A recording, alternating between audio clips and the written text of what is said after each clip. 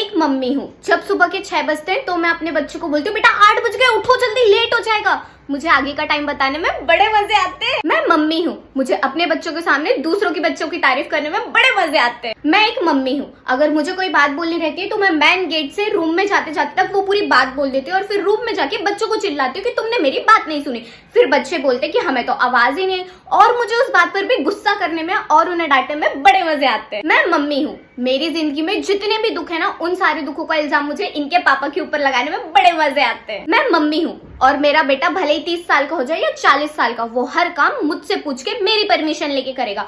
मुझे मेरे बच्चों को अपनी मुट्ठी में रखना बड़ा अच्छा लगता है। मैं एक मम्मी हूँ, अगर मेरे बच्चे मुझसे जुबान लड़ाते हैं तो मुझे किचन में आके बर्तन बजाने में और बड़बड़ करने में बड़े मजे आते हैं। मम्मी मम्मी मम्मी मम्मी, मर गई तुम्हारी मम्मी। जिस दिन मर जाऊंगी ना, उस दिन तुम लोगों को मेरी कदर होगी। अभी मैं तुम लोगों को गरम गरम खाना बना के दे रही हूँ, कपड़े धुल कर दे रही हूँ। जब मैं नहीं रहूंगी ना, तब तुम्हें इन सारी चीजों की वैल्यू पता चलेगी।